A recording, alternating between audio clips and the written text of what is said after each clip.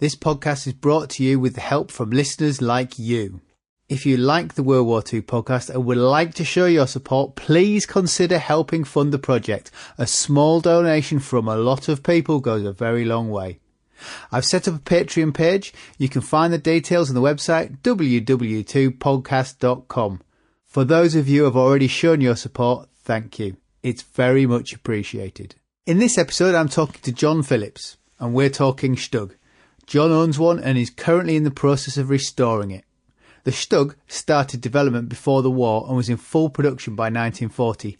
Designated an assault gun, it was designed around the Panzer III chassis and has no turret. This gave it an extremely low profile. Its role was to support the infantry as they followed closely behind the Panzer assaults.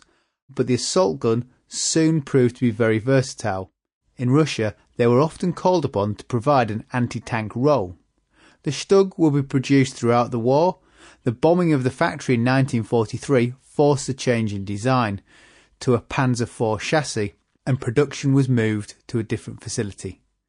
To deal with the better armour that the Germans were now facing, it was found that the StuG, with its larger crew compartment, could accommodate the 75mm Pak 40, allowing it to pack enough punch to knock out the new Soviet T34s. The StuG became the most produced German armoured fighting vehicle of the war.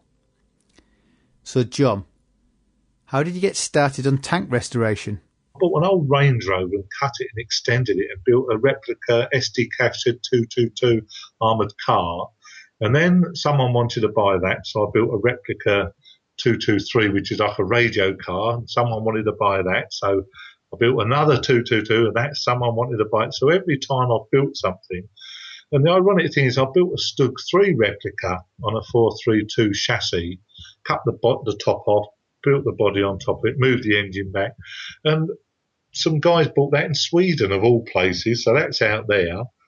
Then I built a replica Panzer III, which I liked, and then someone wanted to buy that, so that's now gone. And then I built what's called a horse command car, an old Land Rover left-hand drive. Started building that and someone wanted to buy it. Now that's been sold and gone to Berlin, of all places. So eventually I've had a Swimwagen and Kubel, but it was the German armour I always wanted, just one piece of German armour. And this is what I've ended up with. I'm very happy with it. You got yours from Kevin Wheatcroft. For those of you who don't know the Wheatcroft collection, it's one of the largest private collections of military vehicles in the world. Google it; it's quite staggering what he's got. So, what's your connection? I've got a friend of a friend who knows him, so I just pinged him an email and said, "If you've got any sort of German armour, you'd be willing to swap for the Swimwagen." And Kevin had seen the Swimmer anyway at War and Peace, so. He offered me a couple of like Volvo half tracks, and there were some other bits and pieces. And he had this tucked over at the back there, this old wreck. So I went up there and had a look round. And one of my mates came and he said, "I just can't believe what you're doing." I said, "Oh, I love it, you know." And being a welder all my life and engineering, I thought, I can do this. And there's no way I could afford to buy one. It's just impossible. So anyway, we done the deal and I got it shipped down to near Sittingbourne. He had the StuG. And then a guy from Australia contacted me and he said, "Well, I'd go and look at a StuG for him up in Latvia." Or actually he said Finland. So he said, "I'll pay you to go." So I said, "Okay." So got on the plane, landed in Finland, met the fixer. And he said, "Oh, we got to go down to Helsinki." So we went down, it's like a harbour. And I said, "Well, where's the StuG?" And he said, "Well, no, we've got to go on a boat trip." So we cut a long story short, we got on a boat to Tallinn, drove from Tallinn through Estonia, down into Latvia, Riga, picked up a Russian interpreter, then drove all the way down to Daugavpils and looked at this StuG for them that was, again, it had been a wreck, but they wanted 350,000 euros for this wreck. It was a good, it was complete, but no engine, no interior.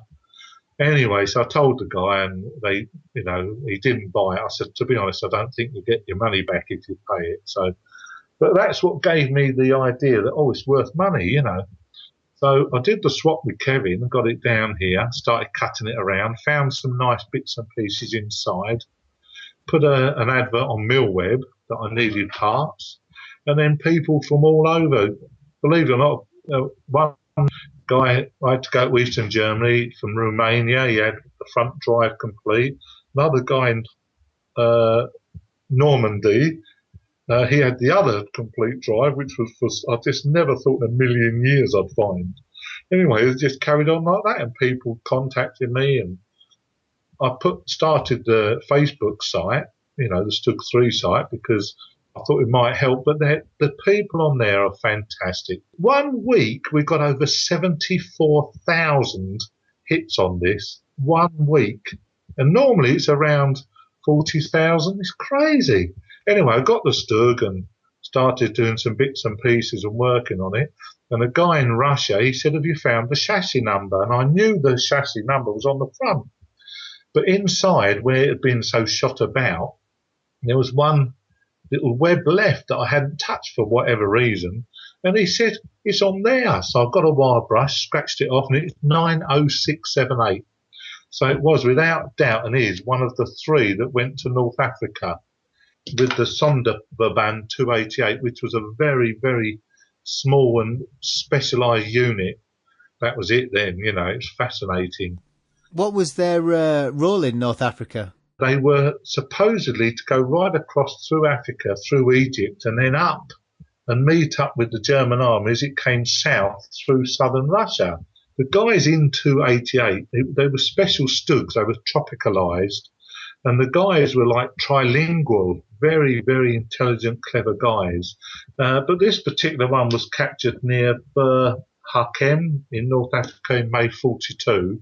The 3 of them were captured and supposedly shipped back to the UK. One was dumped in the sea at Tobruk, allegedly, because it's a deep harbour. No one wanted it. The other 2 came back. One went to Sweden and one went to Pirbright Ranges. My friend has actually found original footage of 2 British soldiers firing a Piat at the StuG. It's absolutely categorically this StuG, and the hole is still there. You can actually see it going through and piercing the armour. But I know it's mine because on the right-hand side of the gun, if you're looking at the front of the vehicle, on the right-hand side, there's a big piece of the armour's been shot away, and it's the only piece I repaired on the armour, and I just can't believe it. An Australian guy spotted it and told me about it, but people have said knock it out. But the problem, if I do that, it looks like I've cheated. But it is categorically that vehicle, so to me it's very interesting indeed. Do they know they were captured? Were they knocked out, or were they surrendered for some other reason? Well, I think they were knocked out and surrendered, because one of the 3 out of the series, the front driver's armour that drops down over his screen, that was hit by an armoured round. This one was hit at the front in several places, but all 3 of them were drivable. But the one with the damaged armour, that was chucked in the sea, so that never came back. But the other one went to Sweden. In Sweden, they drove it over a landmine to see what effect it would have on it, and blew part of the track and the front off. Why did they feel the need for it? 'Cause it's not a tank, is it? No, it's an assault gun. And that, you see, on the early days, when they were first developing them, they were designed as an infantry support vehicle. So what they did, because tanks were obviously fighting other tanks, when the infantry went forward, they didn't have any support. So apart from the artillery at the back, so the Germans came up with this assault gun idea, which again evolved. So that went with the infantry. It was commanded by the infantry as well, not the tank commanders. So, they all went together, and the infantry loved them, having their own, if you like, tank in support. But as the war progressed and they put the bigger guns, they found that they were so good at what they did that, half the time they were taken away and became tank destroyers. And very, very good at it they were. I mean, there's supposedly cases of these knocking out 30 Russian tanks a day. A colossal amount. When you see the photos of the kill rings painted around the barrel, and each one of the fat ones are 10, Sometimes you get 3 or 4 of these on one vehicle. It's a good kill ratio. They were in production certainly by the start of the war. Did they make a lot of changes throughout the war? Or was it essentially more or less the same thing at the start and the end, other than they upgunned it somewhere in the middle of the war, didn't they? Well, the chassis itself, the running gear, was very good. And so the chassis more or less stayed the same. They have they bolted armour. I think it had 30 mil on the front, and then they bolted up. No, it had 50 mil, I think, on the front, hard faced, and then they put another 30 mil on top of that. So the front was 80 mil thick. The tops, the fighting compartment was again angled. The sides were made angular rather than square like the early one that I've got. So, which obviously helped with with shell protection, ricocheting and things like that. So, yeah, everything was all the time, instead of one radio, there were then 2 radios. Either side had a radio. Yeah, everything was upgraded. So by the end, they were a very, very good tank killer as well as an assault gun, So if you look at the British tanks at the start of the war, they were very different to the end. Whereas I was going to say, the Germans didn't necessarily look vastly. The StuG didn't look vastly different from the start to the finish. No, they up armoured them, but the actual basic chassis and the concept of a low profile turretless tank was used the whole way through, and it really was successful. I mean, when you think how tall the Sherman was, the Churchill. I mean, when they took the Churchills to Dieppe, the Germans thought they were a First World War tank that we bolted a turret on. And it does look like that, the Churchill, in a lot of ways. Whereas the Germans were sleek, especially the Panther. The one thing they did change was the gun. They couldn't fit the 75 short gun into the Panzer III. So somebody came up with the idea, let's stick a armoured body on the top and stick the 75mm gun from all the Panzer IVs that were obsolete into this StuG, which was a brilliant move. But they soon realised that the 75, although it was a small gun, still a very good gun, needed upgrading, so they found they could put the bigger gun in, almost to the size of a Panther. So you've got this very low silhouette vehicle, less than 2 metres tall. I'm 2 metres tall, than I can see on the roof, And so you had a very low silhouette, and the gun actually moved 30 degrees. So you get a lot of television programs saying, it couldn't turn as fast as a tank. Virtually all German tankers were told that when you aim for a specific target, turn the tank and the gun at the same time. So instead of turning 3 degrees or 50 degrees in 2 seconds, you can do it in half a second because the actual chassis is turning as well. And of course, the front of the tank is where the armour is. So you always point your tank towards what you're firing at. So of course, with the StuG, you've already got 30 degrees plus the wheel movement, the track movement to rotate. So you had a fantastic little vehicle. All right, didn't have a turret, but it's very, very good. Easy to make, cheaper to make. The classic criticism of German armour is it's over-engineered. Is the StuG over-engineered, making it difficult to work on? It is over-engineered. When you take a T34, how simple, the cast body, the cast turret, they are simpler without a doubt. I mean, I think personally, because the Germans started the ball rolling, they started off with like this, an A, B, C version, D version, and then put the bigger. So I think they were always trying to be one step ahead, whereas the Allies, they could always look at a German tank and then think, well, we can do this better. You see what I mean? It's like a Darwinian process that the Germans are doing it without any help or examples to work from, whereas they are sort of progress and pushing forward and testing out armour and steering and drives and off-road capabilities was copied by other countries. If suddenly they turned around and started trying to build a more modern advanced tank than the Germans had, they didn't. They were always one step behind, but they soon learned that it was numbers that was, more important than quality. The one I looked at in Latvia, that had the same chassis, but inside of it, they'd put armour plates of like 30 mil inside. There were plates on the front, another 50 mil thick or 30 mil thick. So the later versions were so heavy compared to this version. But then it was the numbers that mattered more than the quality. I think there were 15,000 StuG, something like that, but how many Shermans and how many T34s? How comfortable was it for the crews inside? How big is it on the interior? Tight. Like I said, I'm 2 meters tall, but there were 4 guys in there, but of course they'd have all been chosen for their size as well as, their service. So for me, it's a very tight squeeze. It really is. But I wouldn't have wanted to go to war in one. And of course, petrol engine as well. No, not for me. What's when you get in it? What's the driver's position like? Levers and a pedal? Yes, pedal. Yeah, they had levers either side. So the driver was on the left-hand side when you're in the vehicle. He's on the left at the front with a lever either side of him, and then your throttle and your.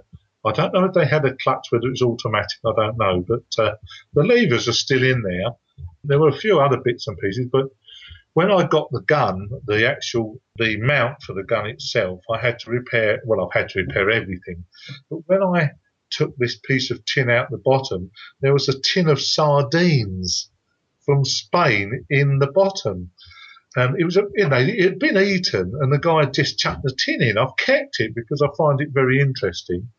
I put it on the Facebook site, on the Facebook page, and this guy contacted me from Spain, and he gave me details of who they supplied them to. The Spanish, they supplied to Russia, Germany, France, the British. And, this little tin, it's such an interest. And he even gave me a list of the amounts the German army has had during the war, the French army, the British army. It's crazy, but I like that sort of thing, And also another thing, God knows why it's in there. If you look at a Panzer III cupola, the commander's cupola or cupola, there's these blocks that lift up and down. There's one of those I found in the bottom. But why that was there in the StuG, I've no idea. But that was in the bottom of the StuG, not the gun. So we found a few bits and pieces and bullet rounds and cartridges, some wartime, some not. So it's, for a little vehicle, it's been very interesting indeed. The history that's within it that is either buried or scratched or marked, or you see the little bit missing from it. It all reveals a bit more of the story, doesn't it? Yeah, so there's no arguing that it's from that unit. So what were the 4 crew inside? Driver, gunner, radio operator? Or was that the commander? And loader. I think he was radio operator and loader, I think. He did 2, I think. But they'd have to be very small. But even the hatches are quite tight. So, although there's double hatches, I can get in and out. I have to. But if I'm trying to work in it, it is a nightmare. The engine compartment's huge. That's not a problem, because there's nothing in it. But once that motor goes in, that's it. It's going to be murder. When I was talking to Paul about his half track, what it never occurred to me, we were talking about colouring, and he said they rolled off the production line a sort of strange yellowy colour, and it was then left to everybody else to get on with it. What colour are you going to do yours? I mean, do you know what colour it would have been? Did they recolour the camouflage them for the desert separate differently? Apparently, they should have all been grey. Most StuGs were, but I've never found any grey paint. But I have found the original colours on one of the drop arms, which I'd removed. So I took the drop arm down to Sittingbourne, to a company down there, and said to the guy working there, can you match this up? And he matched it up. He dried it with a hairdryer, tried another mix, tried it out, and eventually got the colour to perfection. So a few people have said, the colour's wrong, and I'm sorry, but that's the colour it was, because it's still there. And what colour is it? It's like a tan. Yeah, it's just like a nice tan colour. I mean, it's a beautiful colour, it's tan. But apparently it also had a light brown wavy lines sprayed across it. Are there many left? Of the Ds, there's one in Russia, one in Sweden. I'm the only person on the planet that privately owns a D series. I think there's been a B found in Russia that's being rebuilt, but that's being rebuilt very slowly because trying to find parts. I mean, I was offered all the tracks, wheels, drives, everything just for the rear deck on mine. And I said, I can't. That's part of my vehicle. So I had to turn it down and do it the hard way. And find the wheels, repair some, have new tyres fitted. If you can't get original parts, do you have any ethical problems refabricating new ones or using something different? I've had to do one or two. I mean, some parts are just impossible to find. Other parts are most astounding that bits come up. I mean, the parts of the gun, to find those was astounding, and the mask or the mantlet, to acquire one of those. And the Russians had been using that for piling steel sheets into the ground, and it had the marks on it, but it didn't damage it. It was the armour is so incredibly hard. It's ridiculous. It's amazing somebody knew what it was. It is, yeah. I mean, there are guys that specialists that like these things, like myself. For some reason or other, I like the German vehicles. I don't know why. I think maybe because they never came to Britain. The Germans never invaded us, and we never had the equipment here. So that's the only thing I can think that fascinates us. There are very few left. What happened to them all? I think that's why the German stuff is so valuable, the armour, because most of it just fought to a standstill. I mean, they were just totally trashed in every front, weren't they? I mean, particularly Russia. I mean, that was just so titanic compared.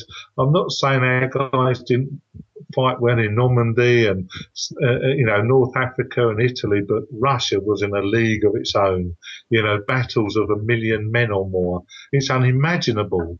The Germans just fought to the death, basically, didn't they? Their nation almost, and the vehicles just went with them. Once the war's over, the steel price is going to rocket because obviously every country needs to rebuild its infrastructure, its railway lines, its train system, its bridges. Everything has to, so any steel of good quality would be melted down, be cut up and melted down. We went to the Falaise Pocket and they cut everything up there. It went into the scrapyard, chopped up and off to the foundry because the steel quality is fantastic. So for rebuilding, say, railway lines or whatever, this stuff would be perfect to be melted down, mixed up with other material and used. So anything like this, I mean, I always think to myself, it's a bit like a Land Rover today. You buy an old Land Rover Series 1, 2 or 3, maybe a 3, but it's nothing, is it? These days people think, oh, it's an old Land Rover, if the chassis is that bad, I'll scrap it. But in 50 years' time, 60 years' time, all of a sudden, everyone will want them. Of course, they've gone to scrap. And the same with these, I think. Where have you found parts? Is there a lot turning up now in Eastern Europe? I mean, I have myself acquired stuff from Russia, but the process of getting it out is so long-winded. I mean, it runs into months at a time just to try and get a piece out because they look at it as part of their history now, and a lot of it they're keeping for their history, and that's, in a way, a good thing. How much do you have left to do? All I've got left now really is the transmission and the engine to go in the back. I can't afford an original. They want 120,000 for a Maybach petrol V12. They're 11.8, nearly 12 litre, but they're about 120,000 quid, and that would need a rebuild, and the transmission's about the same. It's a ridiculous price. So I'm using a British 432 engine and gearbox for it, and steering box. To me, I could leave it as it is with no engine and gearbox. If someone wanted to buy it in 20 years' time, they can buy it and fit one in. But I want one that's practical, usable. If I put a 432 diesel engine and auto box, I can drive it around, and have a bit of fun with it, not just put it in a museum and not let anyone touch it. Brilliant. Thank you, John. Thanks for joining me. If you search on Facebook StuG 3 Restoration, you should find John's page with all the details of his StuG. He regularly posts to it. It's a very lively community and it's well worth keeping an eye on. I'll put the link on the website, www.podcast.com. Fingers crossed over the summer, I'm going to try and get out and see it in action. If I do, I'll post plenty of pictures. That's it for this time out. Don't forget, if you've enjoyed this episode, please consider showing your support via Patreon. It's very much appreciated. I'm Angus Wallace, and thanks for listening.